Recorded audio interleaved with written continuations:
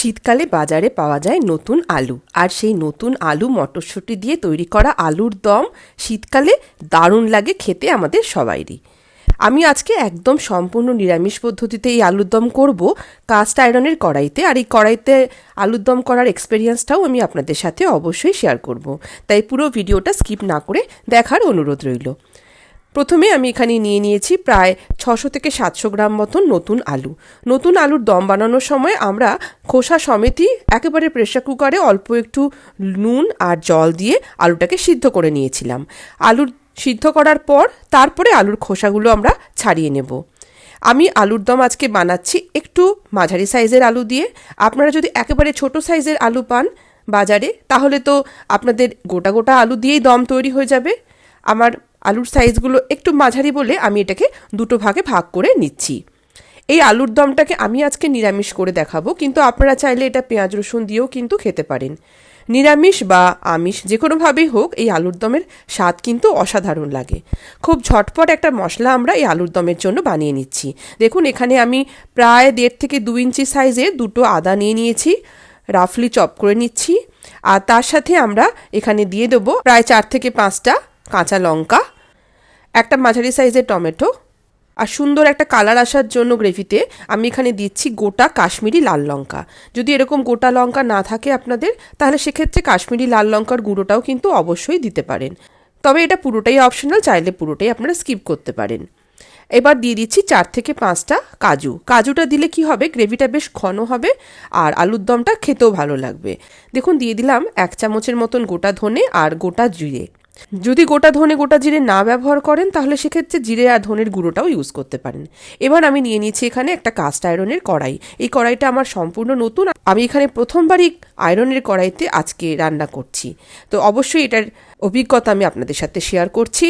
Caste আয়রনের কড়াইতে যখন আমরা রান্না করব, তখন অবশ্যই প্রথমে কড়াইটাকে খুব ভালো করে গরম করে নেব।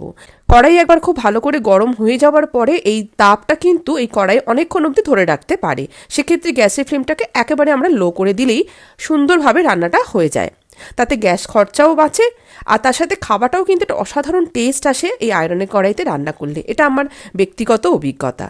এখানে সর্ষের তেল দিয়ে তেল গরম হলে তার মধ্যে ফোড়ন হিসেবে দিলাম প্রথমে 1 চামচ গোটা জিরে, একটা শুকনো লঙ্কা আর একটা তেজপাতা। এগুলো যখন একটু লাল হয়ে আসবে, সুন্দর একটা ভাজার গন্ধ বেরোবে, তখন এই যে তৈরি করে রাখা মশলা, এটা আমরা এখানে সরাসরি দিয়ে দিচ্ছি। আজকের এই রান্নাটা আমি প্রচণ্ড সিম্পলভাবে দেখিয়েছি, খুবই ঝটপট হবে। এই মশলাটা আপনারা তৈরি করে রেখে দিলে ফ্রিজের মধ্যে, তাহলে তো রান্নাটা আরও তাড়াতাড়ি তৈরি হয়ে যাবে। মশলা দেওয়ার পরে আমরা এটাকে একটু ভালো করে কষিয়ে নেব। আয়রনের কড়াইতে মশলাটা যখন কষাচ্ছিলাম, আমার মনে হয়েছে যে এখানে মশলাটা কিন্তু খুব সুন্দরভাবে কষে আর খাবারের মধ্যে একটা দারুণ স্বাদ আসে। আপনাদের মধ্যে কেউ যদি আয়রনের কড়াইতে রান্না করে থাকেন, তাহলে অবশ্যই আমাকে আপনাদের অভিজ্ঞতা শেয়ার করবেন। দিয়ে দিলাম একে একে স্বাদ মতন লবণ আর একটু হলুদের গুঁড়ো। যেহেতু গোটা জিরে আর গোটা ধনে আমি মশলায় ব্যবহার করেছিলাম, তাই আলাদা করে জিরে আর ধনে গুঁড়ো দিলাম না। আপনারা চাইলে জিরে ধনে গুঁড়ো একটু করে অ্যাড করতে পারেন। এবার আবারও ভালো করে মশলাটাকে কষিয়ে নিচ্ছি। যেহেতু মশলার মধ্যে আমরা কাজু বাদাম ব্যবহার করেছিলাম, কাজু বাদাম বাটা দিলে মশলাটা অনেক সময় কি হয়, কষানোর সময় কড়াইয়ের তলায় লেগে যেতে পারে, তাই সেক্ষেত্রে আমি অল্প অল্প করে জল দিয়ে মশলাটাকে কষিয়েছি। মশলা যত ভালো করে কষবে আর যত সুন্দরভাবে এখান থেকে তেল বেরোবে, রান্নার স্বাদ ততটাই সুন্দর হবে। ভালোভাবে মশলা কষিয়ে নেওয়ার পরে সিদ্ধ করে রাখা আলুগুলো আমি এখানে দিয়ে দিলাম। আলুর সাথে মশলাটাকে দেখুন বেশ ভালো করে মাখিয়ে নিচ্ছি। যেহেতু আমার আলু আগে থেকেই সিদ্ধ করা আছে, তাই রান্নাটা কিন্তু আর বেশিক্ষণ লাগবে না।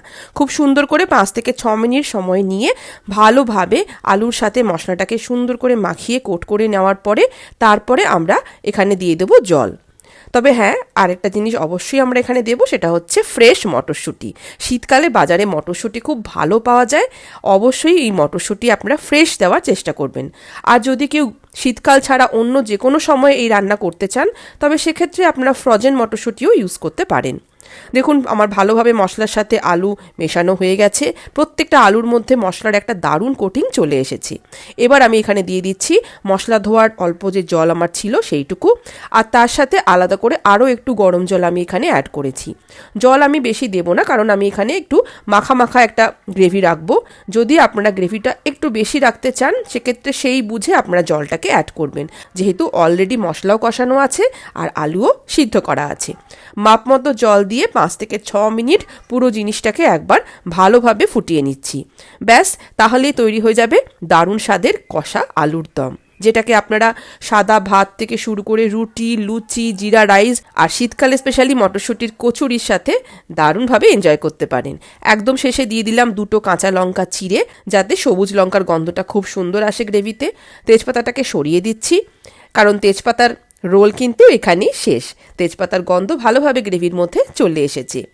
আর তারপর একদম শেষে উপর থেকে একটু ফ্রেশ ধনেপাতা কুচি ছড়িয়ে দিচ্ছি।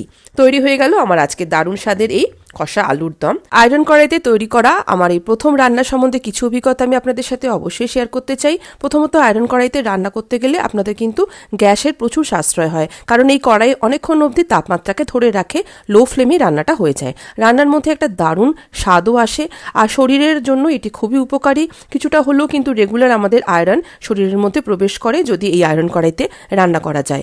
আয়রন কড়াই রান্না হয়ে যাওয়ার পরে সঙ্গে সঙ্গে সাবান জল দিয়ে ধুয়ে পরিষ্কার করে নিয়ে খুব ভালো করে শুকিয়ে নিতে হয়, কারণ জল থাকলে এই কড়াইতে মরচে পড়ে যায়। তো যাই হোক, আমার আজকের এই রান্নার রেসিপি আর তার সাথে আয়রন কড়াই সম্বন্ধে ছোটোখাটো কিছু তথ্য যদি আপনাদের কাজে এসে থাকে, তাহলে অবশ্যই এটিকে লাইক, কমেন্ট আর বন্ধুবান্ধবের মধ্যে শেয়ার করবার অনুরোধ জানালাম। সবাই ভালো থাকুন, নমস্কার।